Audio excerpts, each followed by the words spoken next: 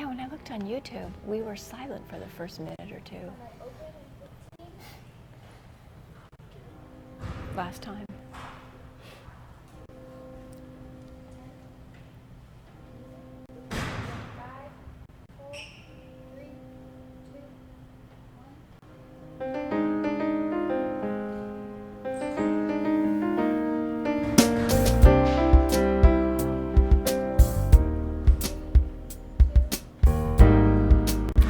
Welcome to Talking Point Live. It's November 2nd, and we're coming to you from the campus of Dixie State University here in the Holland Library Building.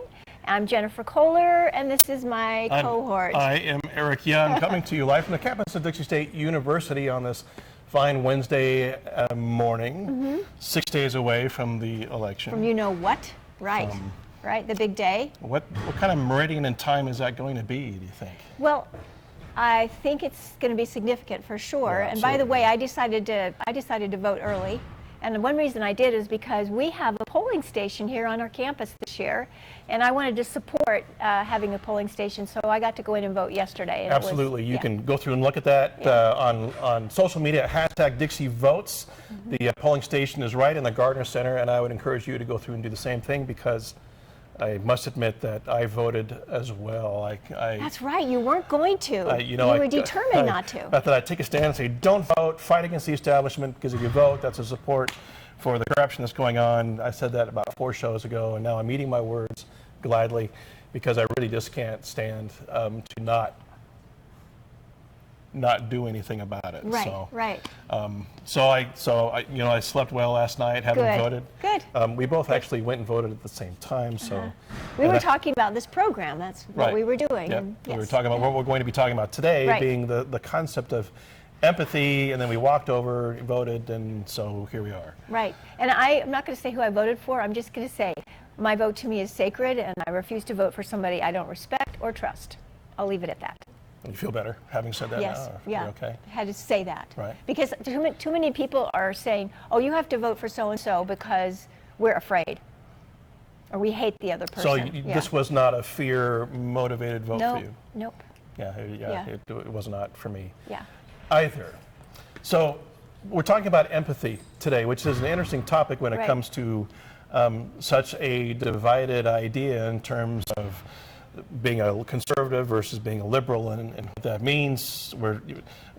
This is your idea, and you're introducing this because, from a voter standpoint, or when's this empathy thing supposed to kick in for us? Yes, well, okay, I read an article from the Land of Sacrifice. It was written by a researcher, and she considered herself, well, she's a Berkeley professor, considers herself a liberal, and she decided she was going to try to figure out why intelligent, well-meaning people could feel so differently about what reality is and what's the right decision. Can I stop you right there? Yes. Now, Jen used the L word, okay? She called this individual was from Berkeley and is a liberal. So if you, while watching this, automatically thought, well, anything else that Jen says about this person doesn't count because she's talking about a liberal, might be a sign on your part of an automatic attitudinal default and the fact that maybe you are incapable of empathy at this point.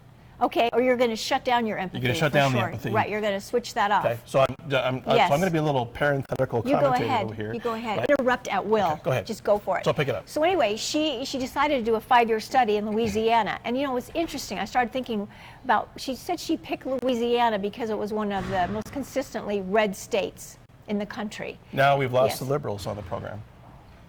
Well, you're implying that liberals are not interested in understanding how conservatives think? Right. Oh, why wouldn't they want to know? Well, I'm just playing into the lack of empathy idea. Keep going. Yes. So okay. she just studied in Louisiana, the red state. She wanted to blue understand. Lady in a red state. Right. And so she wanted to get into their heads, is what she said, get into their thinking process and spend some time. And so I started thinking that's a major thing that we're lacking in our system right now, is the ability to be empathic listeners or empathetic listeners, to have empathy with another point of view. We have become very entrenched in a limited and well-defined point of view and afraid actually to get outside of it. So what's so scary about empathy, and how is that different from sympathy? Since we're college professors, we like to define words, right, and make distinctions. Okay, all right. So let's start with what is empathy and what's the difference between empathy and sympathy? Okay. You go ahead, answer. Well, I define empathy, a lot of people define empathy as the ability to go through and feel what somebody else is feeling. And I'm of the opinion that that's not entirely possible. We can't actually feel what somebody else is feeling, but we can try to. And so empathy is the attempt at trying to understand or feel what the other person is and feeling. using our human imagination to do so, which makes us distinct from all other animals. We have to be right? provisional. We have to be Yes. open-minded. We have to take off Right. any kind of barriers that might be around our thinking to be able to go through and be empathic with somebody else. Right. So how's empathy different than sympathy? Well, no, you define sympathy. Okay, well, sympathy is when you can also relate and share the other person's feelings, but you make a judgment along with those. Oh, that's so you're interesting. buying into their grievance, you're buying into the injustice that was done to them, you feel sorry for them. So there's a judgment along with the ability to relate to their feelings. So pity would be that judgment part? Pity would be a form of a that's judgment, like they should never have done that to you, poor you, or you have a right to feel the way you do, and so on. Empathy is just being able to understand it Or making the effort and to. relate to it, right? Okay. And sympathy is buying into it or making a judgment All right. attached. So what's Yeah. what's the opposite? What's the antithesis, do you think, of empathy? Well, let's see. Or what drives the opposite of empathy? Well, I think fear. I think fear. And, you know, I was telling you earlier that I read something very interesting. Well, one of Jonathan Haidt's essays called The Politics of Disgust. And he was saying that as humans, and this is going back to our biological roots, basically, in our early evolution, humans are trying to avoid being contaminated with poisons, toxins, scary things, you know, that would make us ill, and also contamination of our society and culture. Okay, let me stop you there then. Okay. So contamination is a pretty strong word. Right. We talked about this earlier this morning. What do you mean by the fear of being contaminated? So Okay. are we just talking pathologically, or are we talking in other terms as well? So I'm afraid I'm a germaphobe. Go ahead, you're fine. Yeah. I don't want to get too close to you because I might get you germs, Yes, but I don't want to yes. get too close to you because I might get the way you think as well. You might rub off on Absolutely, me. yeah. So that idea of protecting oneself extends from just the biological protection of germs that can make you very sick and kill you, to the contamination of other people's ideas that can get in your brain and infect your brain, and then kill your sense of who you are, or your membership in a group. But so hate says this is kind of hate. Is that an Fear. No, the author Jonathan Haidt, H-A-I-D-T, right? Yes, Okay. yes. So this is kind of a natural human default. It is.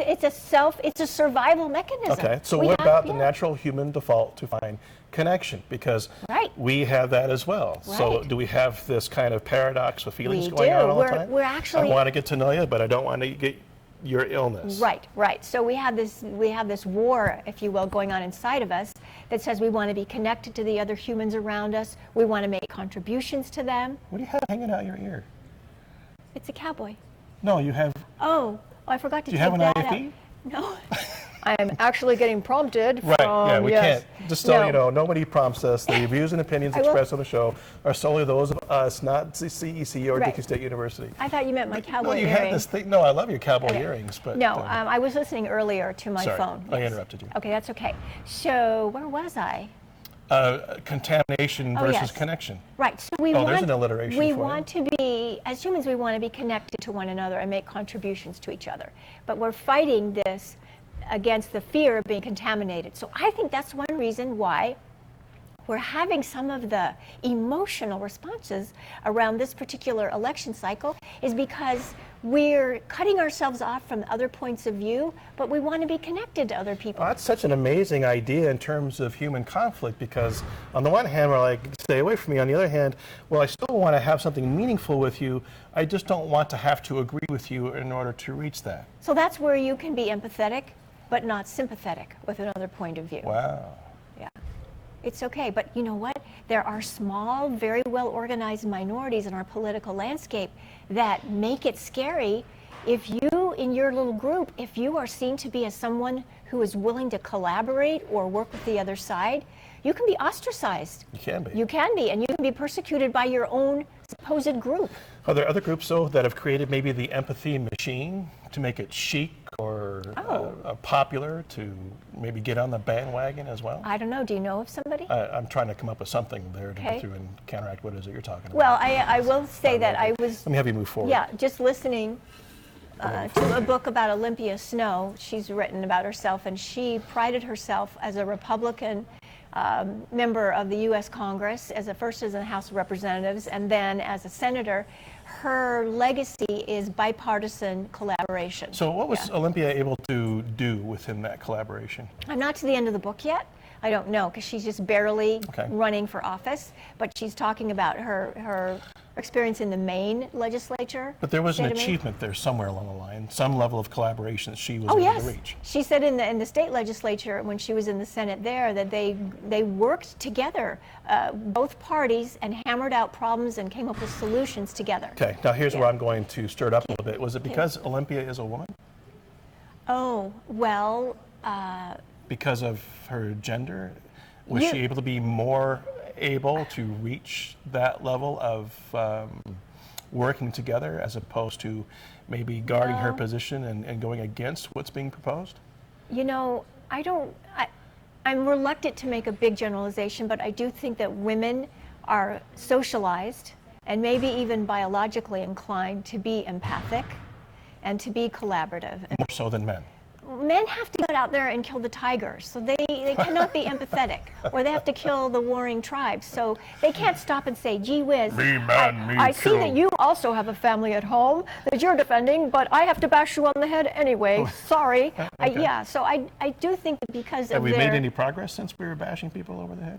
It's hard to overcome that wiring, I think. Really? Yeah, I think, well, in sports, look at sports. It's all about bashing on the head again. Okay. You know, and annihilating the opponent, and crushing them, and defeating them, and dismembering them, and tearing them limb from limb, et cetera, et cetera. Okay.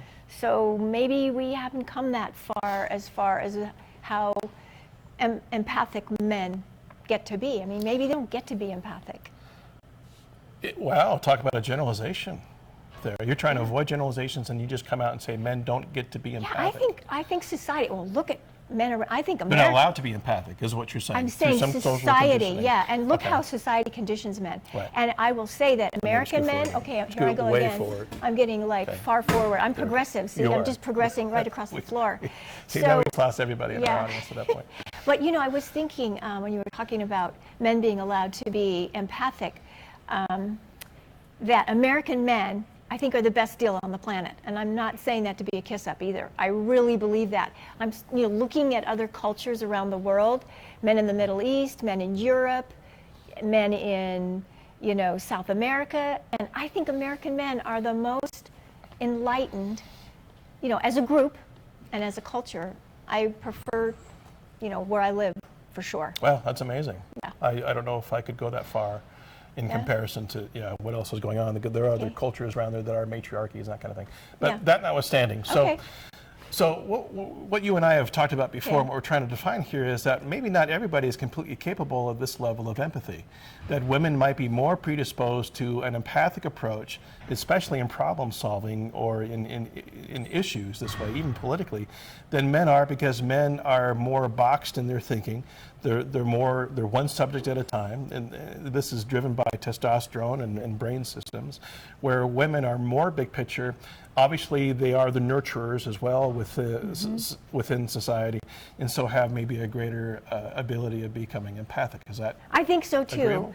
I think so too. And I will say, I was going to end with this, but since you're leading into it now, I was going to say, I would really encourage women to look in the mirror and say, where can I serve in a leadership role in my community, in my neighborhood, in my church, in my work, in my government? Where can I... At my university? Yeah, at my work, right, at my university. Where can I serve in leadership? Because we have half the population made up of women, but not half the population of leaders are not made up of women. So if you're a man and you love women, you love a woman, a sister, a mom, a daughter, a wife, support women in seeing themselves as leaders and in having the opportunities to be leaders, because I really do think they bring a quality to decision making of collaboration that is not being manifested now in a lot of leadership situations, especially politics. Well, I hope you do bring that back at the end of the show as well, that same call out there. If you don't, I will. Okay. Putting that there. Okay. I think it's interesting that there have been roughly 100 years between women's emancipation, women's freedom to vote, and now. 100 years to the point where we actually have a female running for president. There are 100 years. You're saying that's a long time. That's an awful long time. Yes. Between. Wow. And I'm not saying that, I don't think that's really on the part of women at all. Obviously, the man has been in power for that amount of time. 100 years in terms of evolution isn't very long. Think about that. Because Yeah, we've been around as human beings for a really long time. So 100 years is just a blip. Social progressiveness, though, 100 years is a century. That was profound, for sure. Yes, I just couldn't wait to get that We can line agree out. on that. Yes, 100 years. Yes, but It's an awful long time, I think in terms of evolution, it's maybe not such a long time. But yeah, but we're not talking about evolution. We're talking about social progression. I'm talking about evolution. I don't understand why. Because I'm me and you're you, and that's a manifestation of the separate universes we all live in. Yes. All right. That might be true in your world. Let's move on to the 5 moral roots. Well, hold on a minute. Before we get into that, I want to talk about a little anecdote. Okay. Sorry, we're chasing the shadow as we go. Everybody needs to pull focus one more time. There, as we go. If you move, I have to move. That's the way it works. So we're talking about empathy. Where am I? Over here at the beginning of, during the week. And so I had this exchange happen to me last month, just 2 days ago, where I took my vehicle into a shop to have some work done. And the vehicle I drive is kind of a macho vehicle. It's a Hummer, and it's an H3, and it has some stuff on it that makes it, that I use off-road. Anyway, so when he sees that, he makes certain assumptions about who I am and my politics and what I might be thinking. And I made a friend almost instantly with this individual, who is a very large individual, long beard. Within the first 30 seconds, outed that he is former military, that he's a survivalist, and so on and so forth. And over the course of about 45 minutes in exchange, if not an hour, I heard his entire politic. I heard how he parents. I heard the whole bit, right? And very little of which would I ever agree with. But I just shut up and I just listened and I mean really listened, like ask questions and get clarification, that kind of thing. And at the end of our exchange, he says, "It's so nice to be able to connect with somebody and who thinks like I do." Who thinks like I do, yeah. And I thought, wow, well, I'm glad you feel that way. And I guess maybe there's a little bit of empathy on just in terms of just even listening to the guy and allowing him without having any kind of defensives and saying, well, you're wrong and I disagree with you on this and so on. And then just yesterday, I'm talking to somebody else who is extolling the virtues of Hillary Clinton and talking about her platform. And again, I didn't say anything. I listened, I nodded my head and offered a little bit of clarification. And at the end, I got the same response. Gee, it's nice to connect with somebody who agrees with me. Well, is that really all it takes, just to listen? Is that enough of an attempt at empathy to go through and just shut up and listen? Well, it is interesting that you had an insight for a brief moment into 2 really different points of view.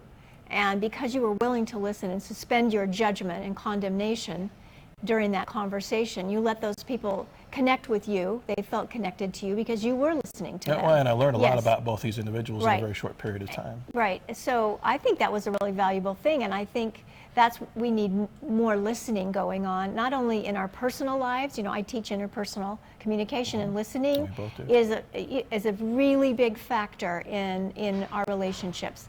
But I think that applies just as much in our large relationships as a society and among leaders.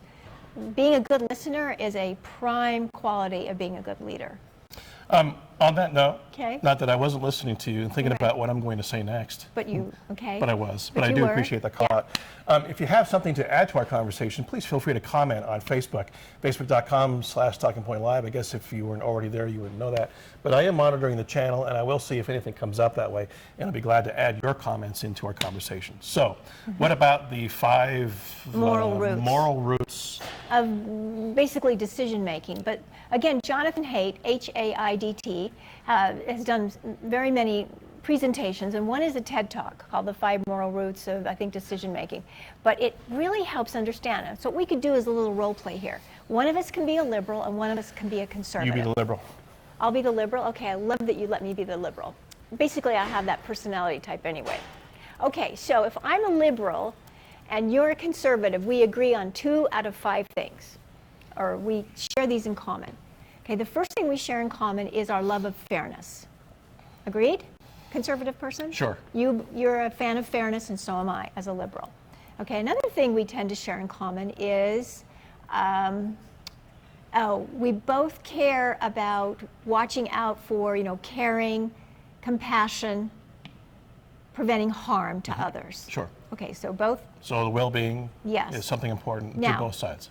As a conservative, there are 3 other moral values that you have that are very important to you to a degree, that are less important to me. So I have these values as a conservative, and you don't, or... Well, to a lesser degree. To a lesser degree. I don't rate them as highly as you. So is Haidt saying that conservatives have more values? They have a 5-channel, he calls it, a 5-channel moral compass, whereas liberals only have tend to be relying on the first 2 of fairness and compassion. 2 to 5. This is Yes. a little unbalanced then, don't you think? Well, you could look at it that way, but what are the other So there you 3, go. Mr. Conservative, Okay, go that ahead. you prize that I don't? I as much? prize authority. Right, you are more loyal to authority than I am. As a liberal, I'm thinking to myself, and I was the oldest child, so I had a little alpha in me, right? The oldest child, or I think, we need to confront authority a little bit. We don't need to knuckle under to authority. And this idea of loyalty, sure, it's a good thing, but it's not going to override. So, but how do you feel about it as a conservative? Okay, as a true conservative, I feel that leadership should be limited. Well, now you're talking as a political government. I'm talking as I'm sorry, but what were we talking about before? Well, we're not going to limit ourselves to just that. See, this is the contradiction that I see in Haidt's model, and I'm being critical here in going through and say, well, yeah, conservatives value leadership. I think they do value strong leadership, but not a plethora of leadership. They want it very limited. They want it very focused in order for them to go through and so you're have talking trust about within the that. size of leadership. Yes, absolutely. Okay, but as a conservative, you fully will espouse loyalty to the leader. Whereas a liberal, I'm a little bit more likely to be critical and to question. To be critical of that. Right. You're going to be more loyal than me. Okay. It's going to be higher on your list. According to the model. Yes, but according to Haidt's model. I agree with Haidt in terms of that. All right. Now, as far as... so what's his own predisposition? Haidt's? Politically, yeah.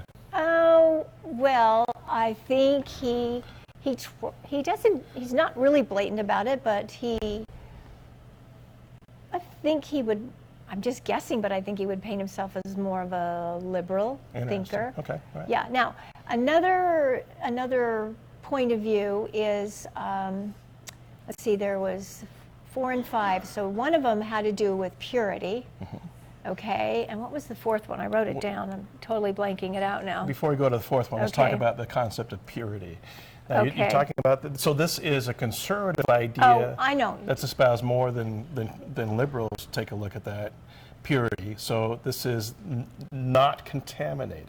Oh, but you know what? As a liberal, I'm into purity too, but it might be more like in terms of what I eat. Like, have you noticed a lot of people? They won't eat anything that's not organic. You're perpetuating a total stereotype here. Okay, Really? well, why don't you do a survey? Because those liberals are those tree-hugging, granola-eating, you do a survey of the liberals you know GMO-avoiding. Find out how they feel about GMOs, right? And how dedicated they are to their healthy eating, okay? How it's sometimes a religious purification. Again, you're getting very generalized here with a very broad brush. I'm going with Haidt's model. Trying to establish Haidt's model. And I'm just going through. I will say that I conflated loyalty and authority. Okay, so loyalty is separate from authority. Okay, hold on to that. Okay. Hold on, because we're not done with purity yet. Okay. Because you're avoiding the question that I'm going to be asking. Okay, I'm going to listen now. Ask. So when it comes to the concept of purity, what comes to most minds has to do with worthiness, does it not? your standing before God or before your fellow man and how good you are. Does that not speak to, do conservatives espouse that concept of purity more than liberals do? Okay. Those godless liberals? You are adding something that can come after purity, but I'm going back to that anti-contamination where we don't want to get sick.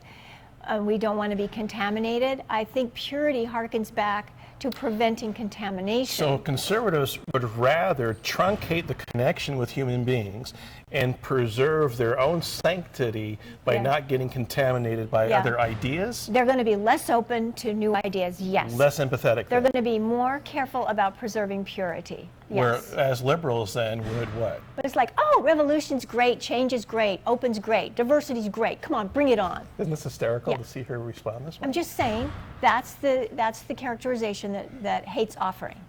Because all of that was in air quotes, too, while you were doing that. All right. Pick on me as you will.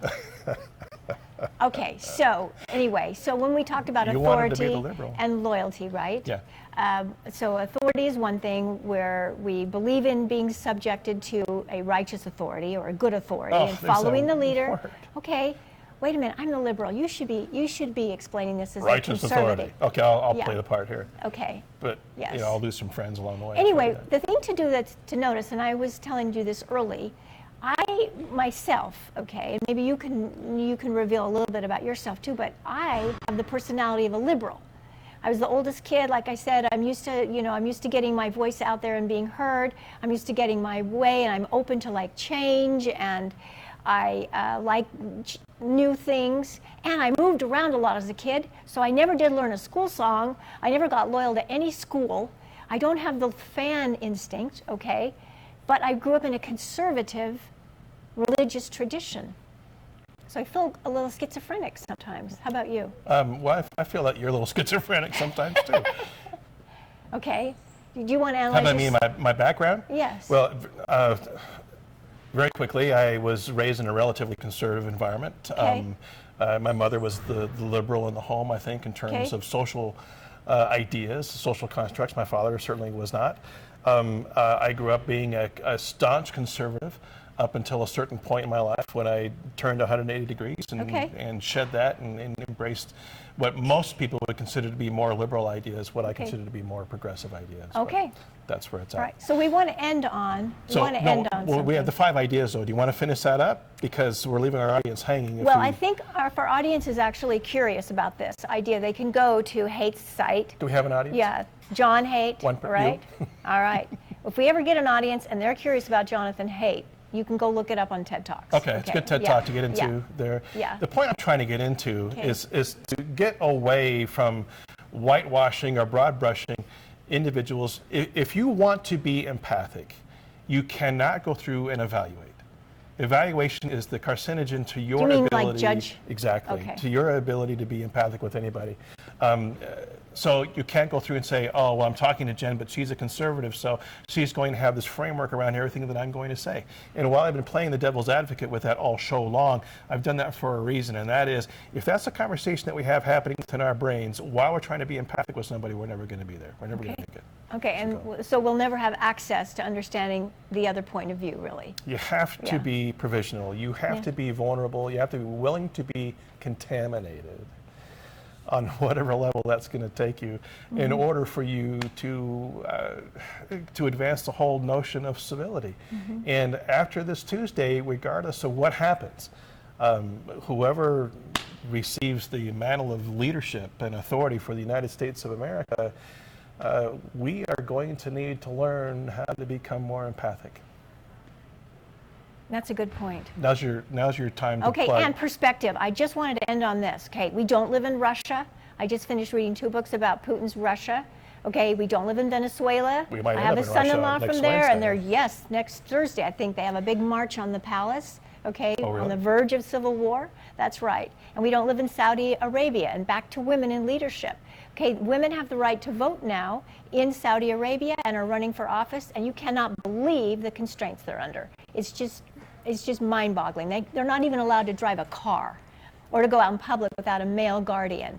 Okay, so we live in the United States of America. We have our problems. It's kind of scary sometimes, but it's going to be okay. I was going to start singing the national anthem underneath what it is that you're doing. Yeah. Get out and vote. If you're a student here on campus, you can do that right here on campus. Faculty, staff, anybody, get over to the Gardner Center and vote. If you haven't registered, you can certainly go through and get your provisional ballot and get it all done. There's no lines, which is great considering last election cycle, presidential election cycle. My family and I waited almost an hour and a half in line to go through and vote. Gosh. So no lines here. Nice people, great volunteers over there taking care of things. So get out and vote. Hashtag Dixie Votes. Take a look so you can see where all that is happening. That's it for Talking Point Live. Next time we come to you, we're going to have a different president of, well, a different president-elect of the United States. And I'm so glad you repented about the not voting thing. Yeah, me too. I feel better about that. Good job. We'll see you next Wednesday, 9 o'clock here on Facebook, Talking Point Live. Thanks for joining us.